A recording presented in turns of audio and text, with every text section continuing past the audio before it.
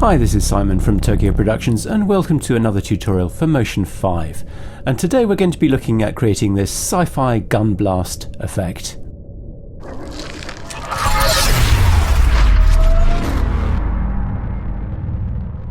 So I'd like to say a really big thank you to Sebastian, Matthias, Weissbach for supplying me with the footage for creating this tutorial. That's him there in his apartment zapping aliens, which apparently he has to do on a fairly regular basis.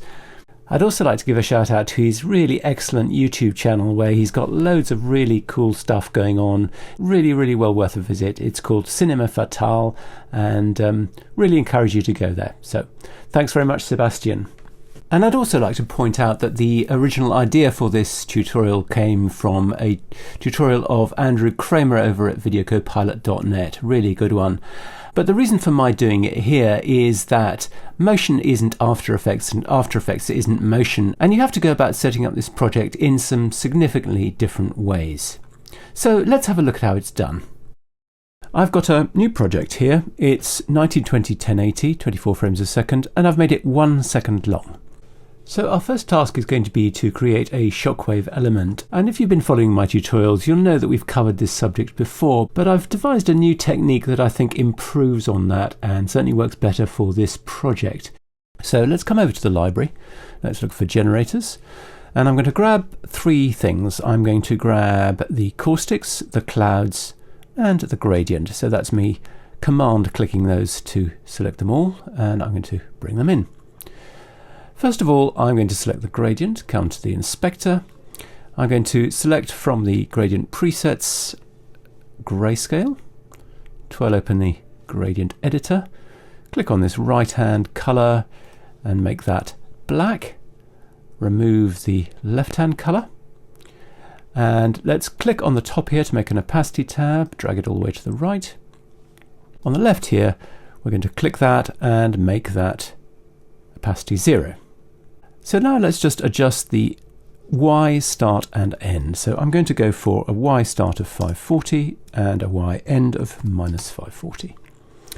I'm going to grab the caustics and I'm just going to move it above the clouds like that. And I'm going to come over to the generator properties and I just want to increase the speed to 2, the refraction to 200 and the brightness to 35. Next I'm going to come over to the library, select filters, color correction, and I'm going to grab levels and I'm going to add it to the caustics. Come to the inspector. We don't want to use the RGB, we want to use the alpha in this case. So I'm just going to bring up the black till we crush down those see-through bits, and I'm going to bring down the gamma a bit just so we bring back in a bit more detail. Next, what I want to do is come to the library and select filters, down here tiling, offset, and I'm going to again add that to the caustics. And come to the inspector. What I want to do is I want to click on the vertical offset, right click, add parameter behavior rate, and I want to set a rate of 150. And this is going to get the caustics shooting up like so. While we're talking about offset, let's select the clouds. Let's come to the clouds offset here, twirl that open. Let's select the Y and let's add parameter behavior rate again. And because this is using a different coordinate system, we only need a value of 1. And you'll see that those move more or less the same despite the fact they've got very different actual rate values. Let's come back to the clouds generator controls and let's adjust some of these values here. The layer strength, I'm going to go for a value of 0.25 for layer strength 1, 0.4 for layer strength 2, 0.15 for third, and leave the fourth at 1. It just gives us a bit more detail in those clouds. And I'm also going to switch the method here to turbulent. Okay, let's try and make sense of what we've done so far. First of all, I'm going to come to Object, New Group, and I'm going to take the group I've made and drag it into this new group here. This top group, I'm going to come over to the group controls and set that to fixed resolution. Then I'm going to come over to the library, look for filters, distortion, and I'm going to grab the polar filter and I'm going to add it to that top group there. And then I'm going to come to the group below and let's call that texture so we know what we're doing, and come over to the inspector, properties, let's set a Y value of -600. And you can see we've now got a radiating sphere with that texture in it. Okay, I just want to adjust the gradient, so I'm going to select the gradient, come to the generator, and I'm going to grab this opacity tab at the top right here, and I'm going to drag it over till we start to eat away at the middle. So you can see how that works. The further left I go, the more we eat away at the middle. I'm going to go for something like that for now. Right, let's also come back to the clouds here, and I'm going to set the height for the generator to 500. And then I'm going to come to properties, Y position, I'm going to set a value of 270. And that's just going to make those clouds a little bit less prominent. Okay, the next thing I'm going to do is I'm going to select the caustics, right click, duplicate. Here under the generator controls, I'm going to set the height to 400. I'm going to reduce the refraction down to about 90 for this one, and reduce the brightness down to 15. Then I'm going to come over to properties, and I'm going to set its Y position to 300. Then I'm going to duplicate it again, right click, duplicate. This one I'm going to set the height right down to 200, and I'm going to increase the brightness up to 50. And I'm going to come over to properties, and we'll set Y position of 415 for this. So this is still not a very convincing shockwave, so we need to do something else. We need to come to Object, New Group, we need to come over to the library, we need to come to Generators and look for Clouds again and drag it into that new group. And this I'm going to call Displace. And let's come to the cloud controls here. I want to set a vertical scale of 50, increase the speed all the way up to 2. Let's open up the gradient here. Let's grab the black value here and drag it right a bit just to crunch it all down a bit.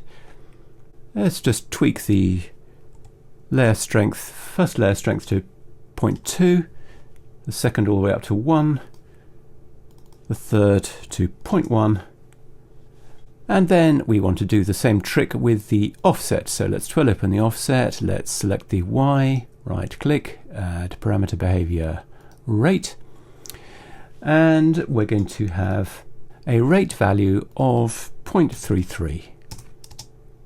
That moves the clouds up like that. Now we can turn off this group, don't need to see it. What I'm going to do is I'm going to select my texture group here. I'm just going to zero out the Y value and want to make a new group just above it. So Object, New Group, and drag the texture group into that, and I'm going to call it Master. And I'm going to enter that -600 value on Y for the master. So we're back where we were. So I'm going to take this master group, come to the library, filters, look for distortion, and I'm going to grab bump map and add it to the master group. Then I'm going to come to the inspector, and you'll see we've got a map image source well here. I'm going to take the displace group and I'm going to drag it into the map image. Then I'm going to select horizontal and vertical scale. I want to set the horizontal scale to 0 and the vertical scale I'm going to go for 0.15. And you can see how that's distorted the edges of the image there. So we can increase that value to get some more distortion. Let's actually go for 0.2. Quickly preview that. Okay, so a little bit more tweaking to get this where we want it to go. I want to come over to the library, filters, color correction, grab a levels and add it to that top group there above the polar. Let's call this build. Okay, let's select the levels, let's come to the inspector, let's select the blue channel and grab the black at the bottom there and drag it up till we've got a nice rich color there. And let's come over to RGB. Let's grab the white and punch that up a bit. And you can see how just adding this levels is going to make this work. I'm not in fact going to add it to this project. We're going to leave this process to our final composite, but I just wanted to give you a better feel for how this is looking. Okay, a couple of things I want to do just to refine this a little bit. The top caustics here, select that. Let's reduce the size down to 0.11, and the same with the one below, so 0.11. I'd also like to come back to this gradient here yet again, and I want to adjust the y-end value. So I'm going to go for something like minus 960. And you'll see that that just gives me a little bit more in the middle. And let's just tweak the outside. So tweak the y start just till we get something that we like. So now we need to animate the shockwave increasing in size.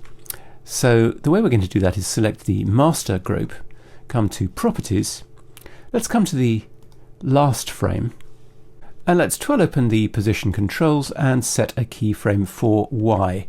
And let's just adjust that y value till we get pretty much to the edge of the frame with our shockwave. And then let's come back to the first frame and let's reduce this value, this y value, all the way down, keep going down till we're just barely visible. Then I want to select this value, show in keyframe editor by right clicking, and I want to grab this initial keyframe here and use its Bezier handle just to change this animation curve. So I'm going to drag it till it's actually vertical. And the point of that is to get a really sudden explosion like that. So adjusting this handle here is going to affect how quickly it arrives at its final position. Right, I'm going to come to frame 19 and I'm going to select the build group and I'm going to hit O on the keyboard just to shorten it to that length, and then I'm going to come to the library. I'm going to select behaviors, basic motion, and I'm going to add a fade in, fade out to this build group. I want to set a fade in time of 0 and a fade out time of 8. And now if I do a quick RAM preview, we can get a feel for how it's looking. Okay, so as you've probably guessed, this method is a lot about trial and error. So what I'm looking at there I think is much too hectic and fast. So what we're going to do is come in and adjust a lot of these speed values. I'm going to take that clouds rate, the displaced clouds, and turn that down to 0.1. And I'm going to come into these caustics and I'm going to turn these right down, these rates here. So I'm going to go for 10 for this one, and 5 for this one I think, and 5 for this one as well. But there's another thing I'm not liking, and that's the way the displace is happening. There are some bits that are not really being displaced properly at all. So let's come into the clouds, displace clouds generator, and let's look at what we can do with this gradient. If I click here to make a tab and then drag it along to the left, for example, basically what is happening with these colors is that anything that's black is not being displaced and anything that's white is being displaced to the full amount. So I'm going to take that black value, click on the color tab and just adjust it a little bit, just so we're actually getting some displacement there as well. And you can see now I've got a sort of mix of greys there, and that's just giving me a lot more displacement all around the edge. I think that's much better. Let's have a quick look at that.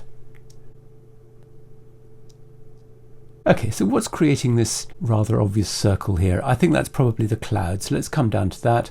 Let's come to its properties. Let's set its opacity down to 5. Let's even think about just turning it off. Because what I want to do is I want to come in and look at some of these caustics and just see what we can do. I'm trying to encourage you just to play around, because you can create an almost infinite variety of different looks just by tweaking some of these values. I should also say that I want to tweak these speeds for these caustics, so I'm going to bring that down to 1, and in each case bring it down to 1. I think those are all happening too fast again. Maybe also come to this clouds here. I increased that speed to 2 as well, so let's go down to 1 for that. As I was saying, come back to these caustics And just look at adjusting the refraction, and you can see how that really changes the look. Let's try the next one. Let's bring the brightness up on this one. Can adjust that. Let's come to this caustic here. Let's look at that refraction. We can also look at that gradient again. Keep adjusting that till we like the look of it. Really just focus it in on the edge, for example, like that, and that's looking quite good. So you get the idea. Let's have a quick round preview of that. And you can see those speeds are working much better now. It's much more relaxed. We can also look at just turning some of these elements off. So let's turn off one of those caustics. Let's turn off that one as well, and we're left with just that on its own, and that's quite dramatic. Maybe turn on the clouds possibly for that. Let's have a look at that. And that's potentially quite a useful element. So think in terms of not just finished articles, but elements that you can then combine once you've made them. So I'm quite liking the look of this one here. I'm just going to come back to the gradient, and I'm going to adjust that Y value till I get something like that, and I really quite like the look of that. So I'm going to save this one. Now, before you save, make sure you turn off this levels at the top, which is providing the colorization, because we want to save out black and white versions that we can colorize later. And the other thing we need to do is we need to set this up to be square. So I'm going to come over to the project properties, that's Command J, and here under the width I'm going to set that to 1080. So now we've got a nice square version. You'll notice that there's a little seam up here at the top, and we could spend a bit of time working on that. I gave you a solution to that in the previous shockwave tutorial, so I'd suggest you go and look there if you're interested in how that works. For the purposes here, we really don't need to worry about that, because what we're going to be doing is taking these elements and recombining them into new elements, and we can hide that seam very easily. So not to worry about that. Okay, so I'm going to save this one. I'm going to come to frame 18, which is our last visible frame, and I'm going to hit Alt Command 0 to set a play range end there. Then I'm going to come to the Share menu, come to Export Movie, select ProRes 422. Here under Duration I'm going to select Use Play Range. I'm going to hit Next, and I'm going to call this Skinny 3. Just remember where you're saving these to. So this is going to be your shockwave library. Okay, so let's hit Save. Okay, so just carry on doing this until you've got as many elements as you like. You don't need too many, because as I say, our next step is to recombine them into something a little bit more complex. So if you haven't already saved this project, come to File, Save, or Save As in my case, and I'm going to call this Blast Build. Okay, save that, and then we're going to make a new project, so File, New. So we're going to come to the project properties, we're going to set up the width to be 1080 and the height to be 1080, 24 frames a second again. Let's set the duration to 20 frames, and then let's just bring in those elements. So come to the file browser and grab these elements that we've made, and we'll bring them in to the project.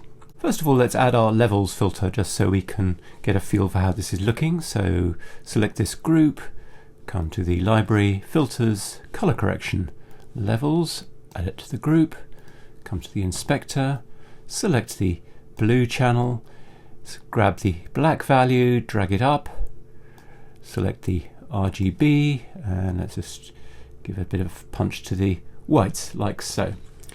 Then let's take these two skinny elements and change their blend mode to screen.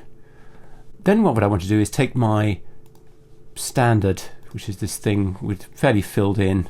I just want to take that and reduce its opacity right down to 10%, and you can see immediately how much better that's already looking.